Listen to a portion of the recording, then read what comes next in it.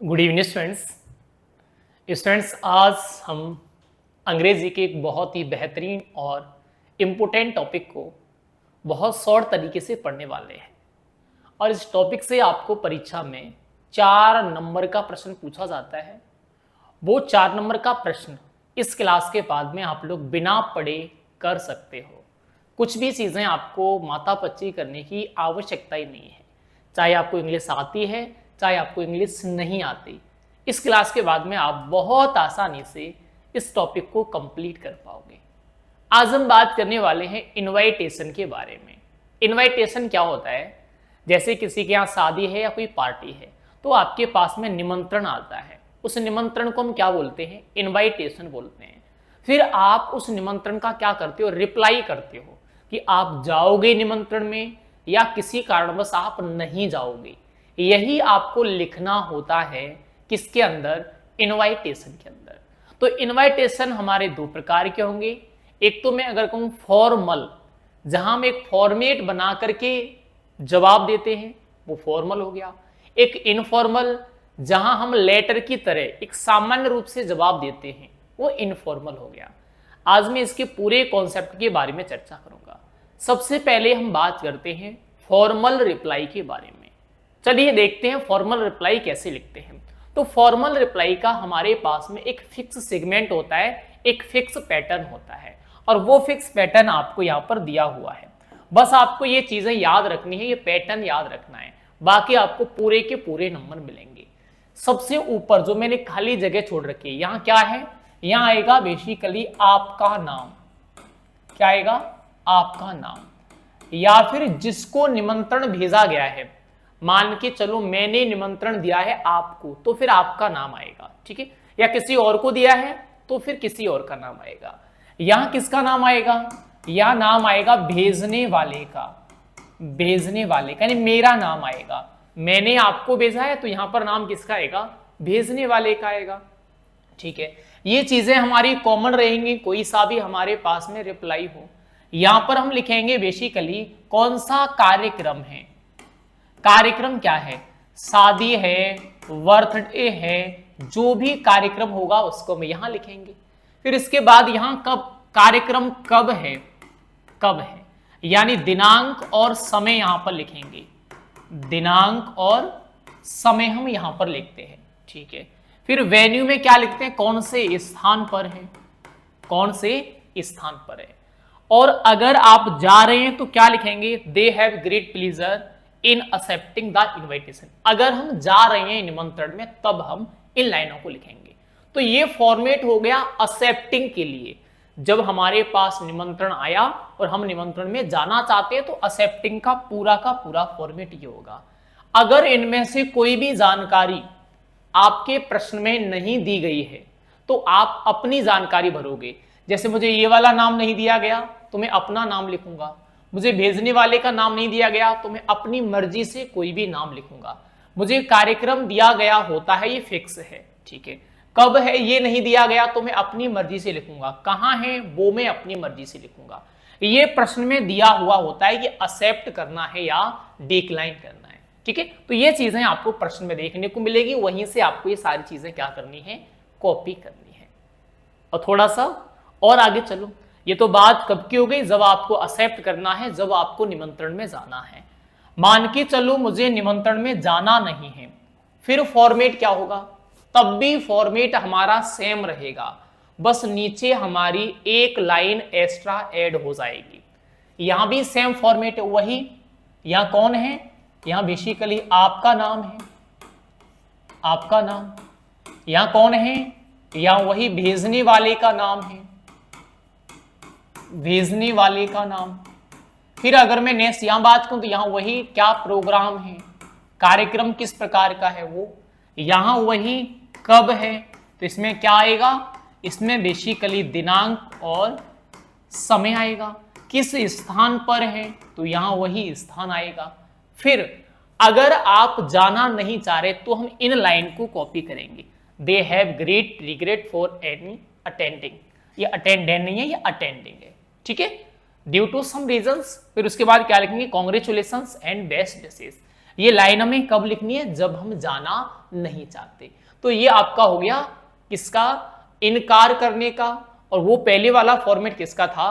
Accept या स्वीकार करने का। कोई सा भी आपको इसमें से आ सकता है। अब हमें प्रश्न किस प्रकार से आएगा, हम लिखेंगे किस प्रकार से, थोड़ा सा वो फॉर्मेट हम देख लेते हैं। चलिए, अब हमारे सामने कोई एक क्वेश्चन दिया हुआ है। इस प्रश्न को आप लोग पढ़ सकते हो और उसके बाद आप खुद से आंसर लिख सकते हो, जो मैंने फॉर्मेट आपको बता रखा है। बेसिकली देखो, you have got an invitation, आपको एक निमंत्रण प्राप्त हुआ है, from Mrs and Mr Sharma. कहां से? मिसेज और मिस्टर शर्मा की तरफ से। फॉर देयर सन्स मैरिज, उनके लड़के की क्या है? शादी है। Write and formal reply for accepting. मैंने क्या बताया? प्रश्न में आएगा आपको क्या लिखना है, फॉर्मल रिप्लाई लिखना है और एक्सेप्टिंग के लिए लिखना है। तो हम कैसे लिखते हैं? हमारे पास में बिल्कुल फिक्स फॉर्मेट है। कहां कहां हम चेंज करेंगे, इन चीजों को भी हम थोड़ा सा देखते हुए आगे की तरफ बढ़ेंगे।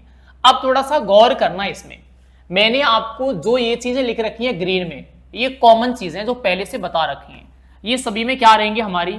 ये सभी में कॉमन रहेंगी। चेंज कहां करना है? जो यहां वाली लाइन है इसमें चेंज करना है, number first, number second, number third और नंबर फोर्थ। यहां हमें चेंज करना है 4 जगह। चेंज कहां से करेंगे? तो प्रश्न में कुछ चीजें हमें दी हुई होती हैं। जैसे यहां ऊपर क्या था? ऊपर हमारा नाम था। अब यहां क्या लिखा है? यू हैव गॉट, यानी आपको प्राप्त हुआ है निमंत्रण। तो आपको मतलब आपको अपना नाम लिखना है। तो मैंने ऑब्वियसली कोई भी नाम लिख दिया, मिस्टर एंड मिसेज सोनी। आप अपना नाम लिख सकते हो, कोई दिक्कत नहीं है, ठीक है। फिर किसने भेजा है हमें? तो ये आपको दे रखा है यहां, मिसेज एंड मिस्टर शर्मा। तो मैंने क्या लिखा? मिसेज एंड मिस्टर शर्मा लिखा। क्लियर? थोड़ा सा और आगे देखो, मैंने क्या बताया? यहां हम लिखेंगे ओकेजन। फॉर्मेट में मैंने बताया था ना क्या ओकेजन है? उसके बच्चे की क्या है? शादी है। तो मैंने क्या लिखा? Marriage of their sons. यहां मैंने थोड़ा सा चेंज किया। फिर उसके बाद हम क्या लिखेंगे? प्रोग्राम कब है और किस स्थान पर है। क्या इस प्रश्न में दिया हुआ है प्रोग्राम कब है, किस स्थान पर है? नहीं दिया हुआ और ना आपको मिलेगा। तो हम अपनी मर्जी से लिखेंगे। मैंने लिख दिया अपनी मर्जी से कि कब का है programme? Saturday 25 March eight 8 PM। कहां पर है? तो आरबी गार्डन जयपुर में। हम अपनी मर्जी से ये दोनों चीजें ऐड करेंगे, ठीक है। और ये आपका क्या हो गया? बेसिकली इनविटेशन कंप्लीट हो गया। ये फिक्स फॉर्मेट है जहां आपको 2-3 चीजें, मैंने 4 पॉइंट लिए, 4 पॉइंट आपको चेंज करने, जिनमें आपको कोई एक्स्ट्रा एफर्ट लगाना ही नहीं है। क्या हुआ? कंप्लीट हो गया आपका इनविटेशन, ठीक है। सर अगर हमें फॉर्मल की जगह इनफॉर्मल आ जाए तो क्या करेंगे? तो उसका फॉर्मेट थोड़ा सा अलग होगा इनफॉर्मल का, ठीक है। किस प्रकार का होगा उसको भी जान लेते हैं। और यहां पर मैं आपको बता दूं, अगर ये आपका एक्सेप्टिंग की जगह डिक्लाइन का आता, जहां आपको जाना नहीं था, तो मैंने पिछली स्लाइड पर जो आपको 3 लाइन बताई, वो 3 लाइन यहां नीचे लिखनी थी बस केवल, ठीक है। और कुछ भी आपको चेंज नहीं करना था। तो इस प्रकार से और भी बहुत सारे एग्जाम्पल आप लोग करके देखना, बहुत आसानी से आप लोग सॉल्व कर पाओगे। एक अगर मैं बात करूं तो इनफॉर्मल हम और देख लेते हैं। इनफॉर्मल कैसे लिखते हैं? इनफॉर्मल का ये एक पैटर्न होगा जिसमें हम लिखेंगे। क्या पैटर्न होगा? तो पहली 2 लाइन में हम क्या लिखेंगे? पहली 2 लाइन में हम लिखेंगे एडर्स। क्या लिखेंगे? एडर्स लिखेंगे। तो पहली 2 लाइन में मैंने क्या लिखा? एडर्स लिखा। उसके बाद में क्या लिखूंगा? डेट। एडर्स हो गई, डेट हो गई, और फिर क्या लिखूंगा? बेसिकली आपका दोस्त है तो डियर फ्रेंड, या उसका नाम लिख सकते हो। आपके पिताजी हैं तो डियर फादर, या और कोई है तो उसके हिसाब से हम यहाँ पर लिखेंगे। बाकी जो मैंने व्हाइट में लिख रखा है, ये सारी चीजें आपकी सेम रहेंगी। जो मैंने व्हाइट लिखा है वो सारी चीजें हमारी सेम रहने वाली है। जैसे क्वेश्चन देखो, मेरा क्वेश्चन क्या कह रहा है। प्रश्न है मेरे पास, you have got an invitation from your friend Manish. आपको आपके मित्र मनीष ने क्या किया है? इनवाइट किया है। कब? To attend the dinner party, एक डिनर पार्टी के लिए, ठीक है। Write and information reply to accepting. अब आपको क्या लिखना है? इनफॉर्मल रिप्लाई लिखना है और एक्सेप्टिंग के लिए लिखना है। तो इनफॉर्मल का पैटर्न हमारे पास क्या होगा? 2 लाइन में हम एडर से लिखेंगे, नहीं दिया है तो अपनी मर्जी से लिखेंगे। जैसे मुझे दिया नहीं है तो मैंने अपनी मर्जी से यहां पर लिखा। डेट, आपके जिस डेट को आपका एग्जाम है वो वाली डेट लिख देना, तो मैंने डेट लिख दी। अब किसने भेजा है मुझे? मनीष ने, मेरा दोस्त है, तो मैं उसको क्या लिखूंगा? डियर मनीष, मैंने लिख दिया। ये व्हाइट की चीजें मेरी सेम रहेगी। मैं क्या लिख रहा हूं, मैं लिख रहा हूं thank you very much for your kind invitation to attend a dinner party. ये चीजें मेरी कॉमन रहेंगी। अब आप यहां चेंज कर सकते हो कि अगर किसी की शादी है तो मैरिज कर सकते हो, जरूरी नहीं है कि हर बार डिनर पार्टी करो, ठीक है। Occasion of your sons birthday, ठीक है, ये चीज मैं चेंज करूंगा, जो ओकेजन होगा उस ओकेजन को मैं यहां पे लिखूंगा बस केवल। एट योर होम, फिर क्या है, एक्सेप्ट करना है, तो I will reach in the party at 7:30 PM by bike. Clear हो गया। फिर क्या है, आपका दोस्ती तो है तो योर फ्रेंड और अपना नाम लिख दो यहां पर। क्लियर, ये क्या हो गया, ये बेसिकली इनफॉर्मल रिप्लाई हो गया। तो फॉर्मल और इनफॉर्मल में ज्यादा अंतर नहीं है, एक फिक्स पैटर्न है, वो आपको फॉलो करना है। अब आप लोग बहुत आसानी से किसी भी प्रकार का इनविटेशन आपको आएगा उसका रिप्लाई आप लोग बहुत आसानी से दे पाओगे।